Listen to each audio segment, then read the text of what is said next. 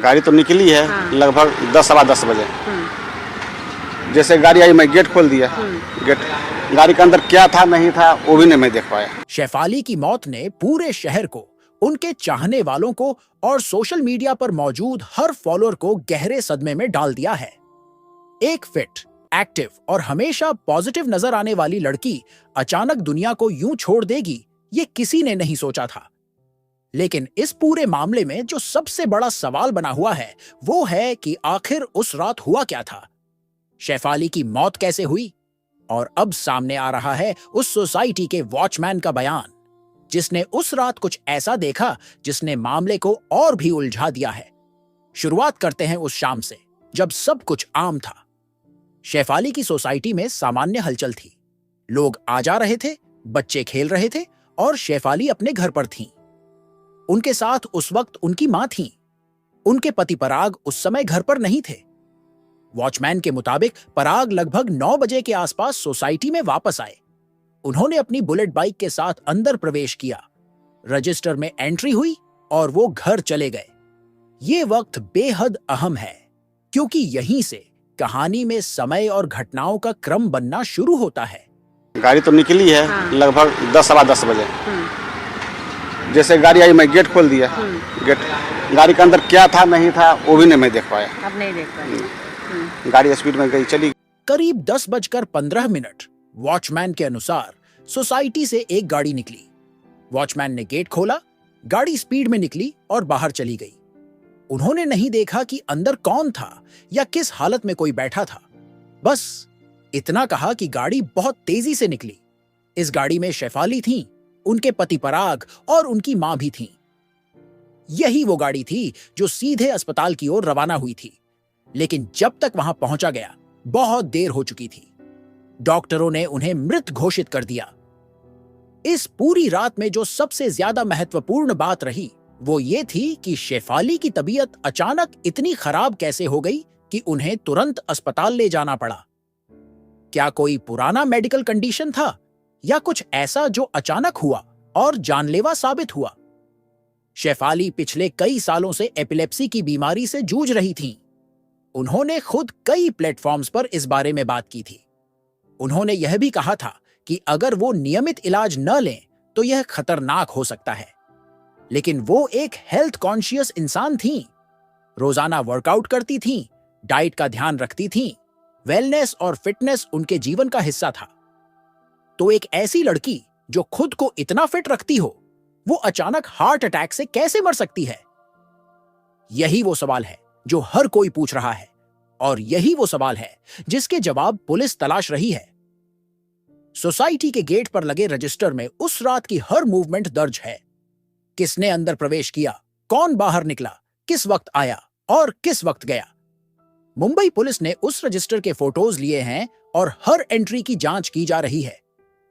रात 1 बजे के आसपास एक और शख्स आया था, बुलेट बाइक से। वॉचमैन ने बताया कि उसे पहचानता था, लेकिन उस वक्त उसे नहीं पता था कि वो क्यों आया है। बाद में जब पता चला कि शेफाली की मौत हो चुकी है, तब वॉचमैन ने माना कि शायद ये सब उसी से जुड़ा हुआ था। रात 1:30 से फोरेंसिक टीम सोसाइटी में मौजूद थी। 2 मोबाइल फोरेंसिक यूनिट्स, पुलिस अधिकारी और अन्य जांच एजेंसियां लगातार जांच कर रही थीं। उन्होंने शेफाली के घर की तलाशी ली, मेडिकल रिकॉर्ड्स खंगाले और आसपास के सीसीटीवी फुटेज भी चेक किए।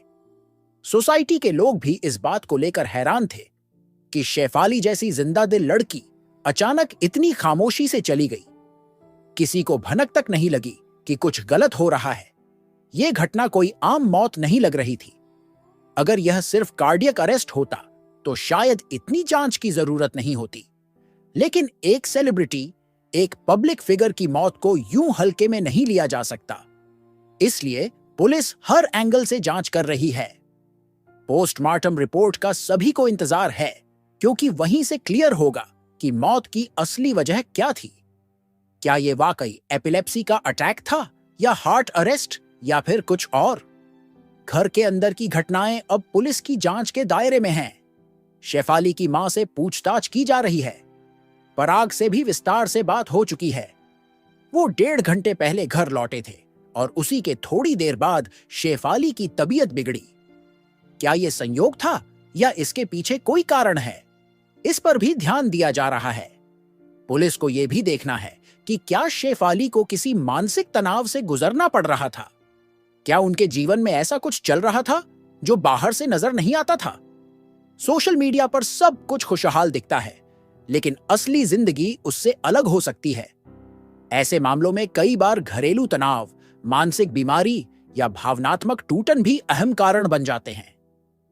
शेफाली के दोस्तों और करीबियों से भी पूछताछ की जा रही है। उनके कॉल रिकॉर्ड्स, चैट हिस्ट्री और हाल के दिनों की एक्टिविटीज को खंगाला जा रहा है। सोशल मीडिया पर शेफाली ने आखिरी बार जो पोस्ट किया था वो भी ध्यान से देखा जा रहा है।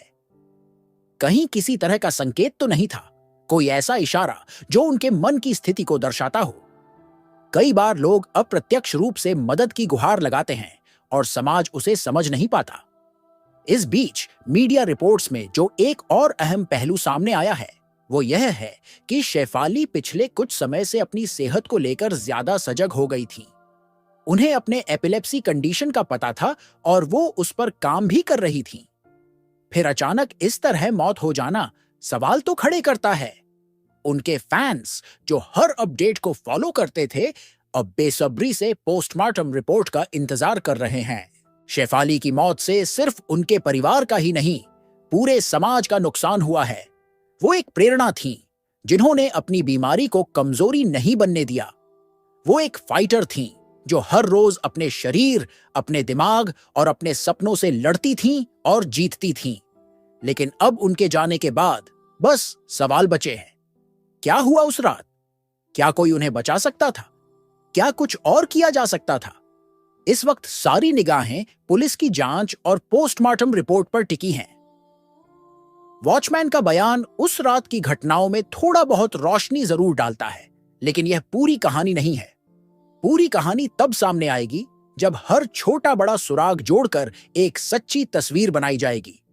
और जब तक वो तस्वीर सामने नहीं आती, तब तक हम सबको बस इंतजार करना होगा और साथ ही उम्मीद करनी होगी कि सच सामने आए, न्याय हो और शेफाली को इंसाफ मिले। क्योंकि एक जिंदगी गई है और वो जिंदगी बस एक नाम नहीं थी, वो कई सपनों, कई जज्बातों और हजारों दिलों की धड़कन थी। शेफाली, तुम हमारे दिलों में हमेशा रहोगी, लेकिन तुम्हारी मौत ने जो सवाल खड़े किए हैं वो जवाब मांगते हैं, और हम सब उन जवाबों का इंतजार कर रहे हैं, पूरी दुनिया की तरह। इस वीडियो को लाइक और शेयर करें ताकि ज्यादा से ज्यादा लोग सच्चाई जान सकें। पोस्टमार्टम रिपोर्ट आते ही हम आपको अगली जानकारी देंगे। तब तक जुड़े रहें।